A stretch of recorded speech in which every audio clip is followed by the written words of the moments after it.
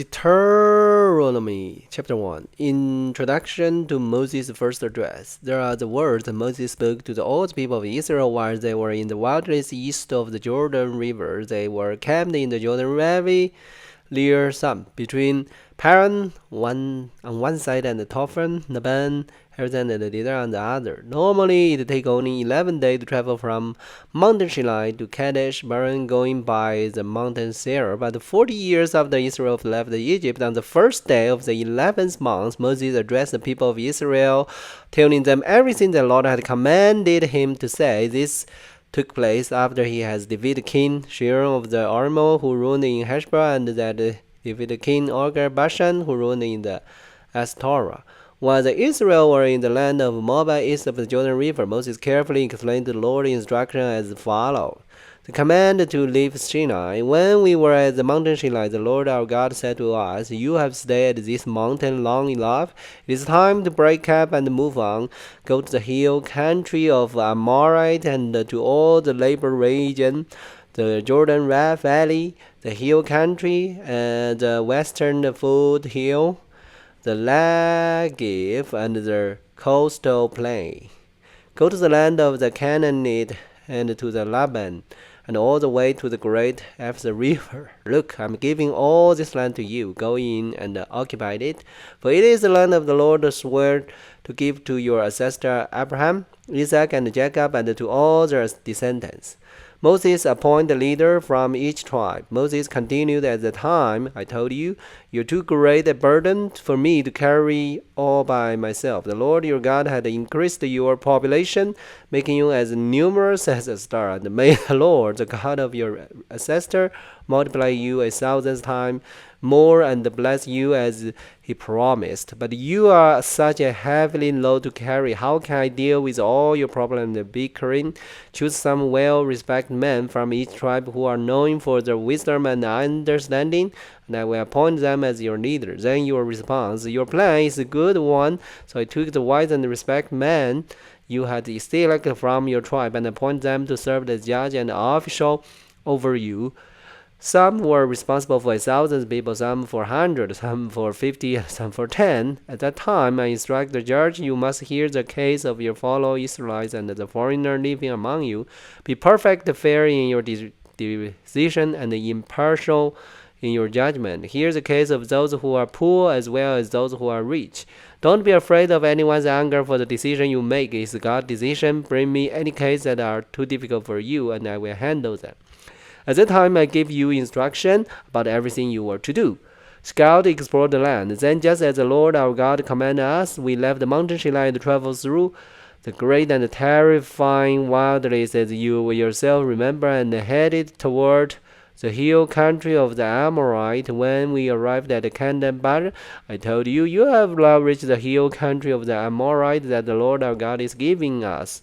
Look, he has placed the land in front of you. Go and occupy it as the Lord, the God of your ancestors, has promised you. Don't be afraid, don't be discouraged." But you all come to me and said, "First, let's send out scouts to explore the land for us. They will advise us on the best route to take and which towns we should enter."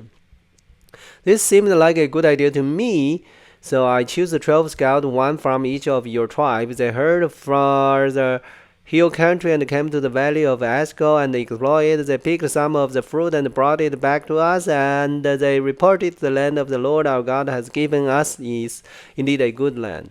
Israel's rebellion against the Lord. But you rebelled against the command of the Lord your God and refused to go in. You complained in your tent and said, "The Lord must hate us. That's why he has brought us here from Egypt to hand us over to the Amorite to be slaughtered. Where can we go? Our brothers have demorized us with their reports. They tell us the people of the land are taller and more powerful than we are, and their towns are large with walls rising high to the sky. We even saw giants there, the descendants of Anak." But I said to you, don't be shocked or afraid of them. The Lord your God is going ahead of you. He will fight for you, just as you saw him do in Egypt. And you saw how the Lord your God cared for you all along the way as you traveled through the wilderness, just as the father cared for his child. Now he has brought you to this place. But even after all he did, you refuse to trust the Lord your God, who goes before you, looking for the best place to camp, guide you with a pillar of fire by night and a pillar of cloud by day. When the Lord heard your complaint, he became very angry, so he solemnly swore, no one of you from this wicked generation will live to see the good land I swore to give your ancestor, except Caleb, son of Jephunneh.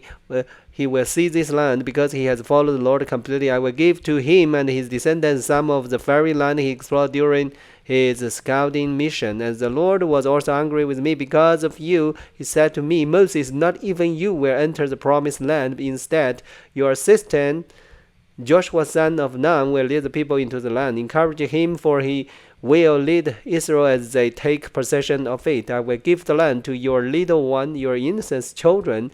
You are afraid they would be captured, but they will be the one who occupied it. As for you, turn around now and go on back through the wilderness toward the Red Sea. Then you confess, we have sinned against the Lord. We will go into the land and fight for it. The Lord our God had commanded us. So your men strapped on their weapons, thinking it would be easy to attack the hill country. But the Lord told us to tell you, do not attack, for I am not with you. If you go ahead on your own, you will be crushed by your enemy. This is what I told you, but you would not listen. Instead, you again rebelled against the Lord's commandment, are arrogantly went into the hill country to fight. But the Amorites who lived there came out against you like a swarm of bees. They chased and battered you all the way from the Seir of Hormah. Then you returned and wept before the Lord, but he refused to listen. So you stayed there at Kadesh for a long time. Kadesh.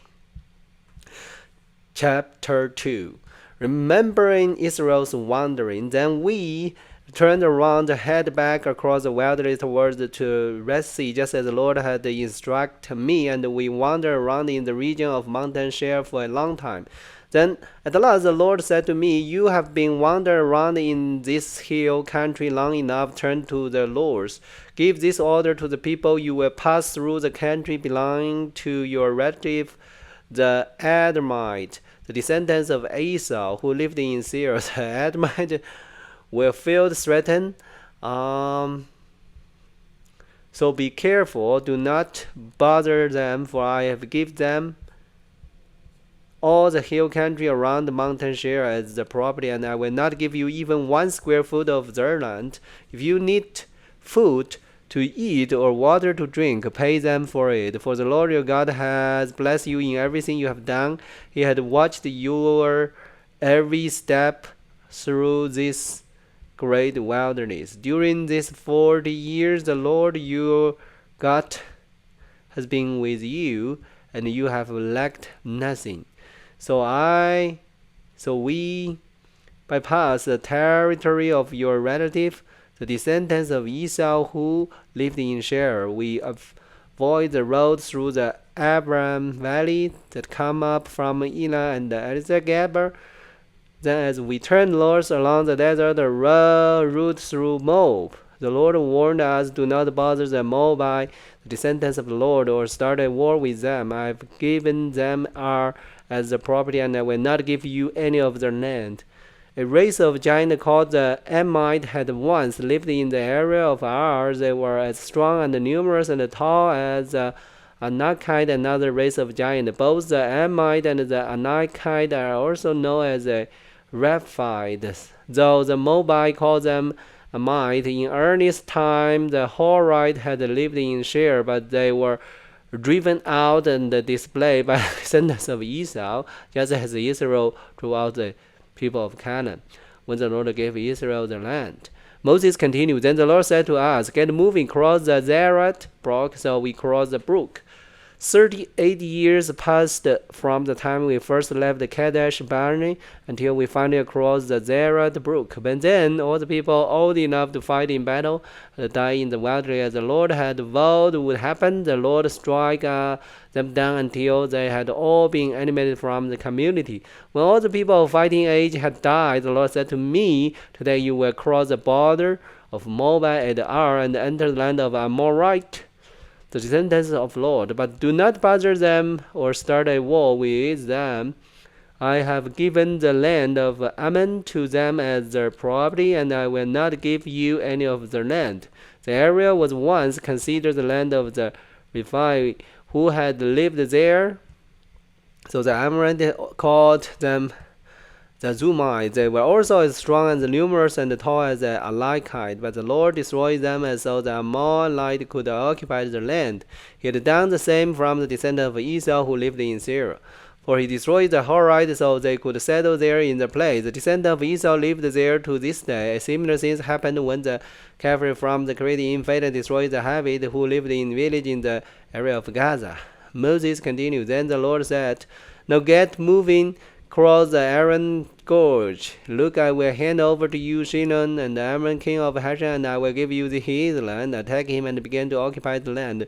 Beginning today, I will make people throughout the earth terrified because of you. When you heard a report about you, they were trembled with dread and fear. The victory over Shinon of Heshbon must continue. From the wilderness of Canaan, I sent a ambassador to King Shimon with this proposal of peace. Let us travel through your land. We will stay on the main road and won't turn off in the field on either side. Sell us food to eat and water to drink, and we'll pay for it. All we want is permission to pass through your land. The descendants of Esau who lived in Israel allowed us to go through their country, and so did the Moabite who lived in Ar. Let us pass through until we cross the Jordan into the land the Lord our God is giving us." But King Shinon of Heshbon refused to allow us to pass through because the Lord you God make Shinon slumber and divine, so he could help you defeat him. As he knelt down, then the Lord said to me, "Look, I have begun to hand the King Shinon and his land over to you. Begin now and conquer and occupy his land." Then King Shinon declared war on us and mobilized his force at Jahaz. But the Lord our God handed him over to us, and we crushed him, his son, and all his people. We conquered all his town and completely destroyed everyone, men, women, and children. Not a single person was spared. We took all the livestock as plunder for ourselves, along with anything of value from the town we ransacked. The Lord our God also helped us conquer the Aram on the edge of the Aram, George, the town of George, and the whole area as far as Gilead.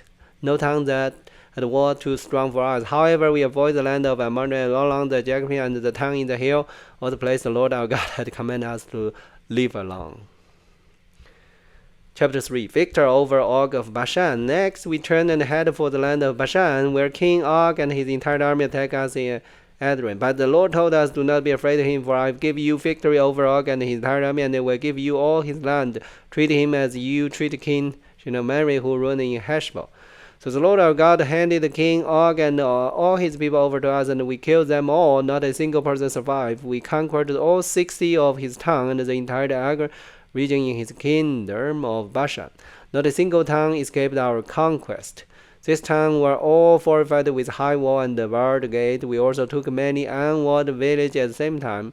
We completely destroyed the kingdom of Bashan, just as we had destroyed the king Shinon of Heshbon. We destroyed all the people in every town. We conquered men, women, and children alike, but we kept all the livestock for ourselves and took plunder from all the towns. So we took the land of the two Amorite kings east of the Jordan River, all the way from the Aaron Gorge to Mount Hermon. Mount Hermon is called Syrian by the Sidonian, and the American called is Senior.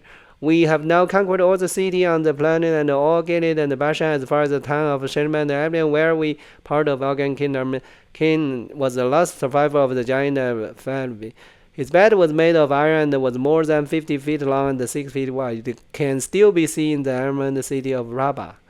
Land division east of the Jordan. When we took possession of this land, I gave the tribe to Reuben and Gad directly beyond the area along the Aryan plus half of his country of Gilead with his towns. Then I gave the rest of Gilead and all Bashan referred to the half tribe of Manasseh. This entire Argon region used to be known as the land of Rephath. Jar, a leader from the tribe of Manasseh, conquered the whole Argon region in Bashan, all the way to the border of the Gishab and the Macha.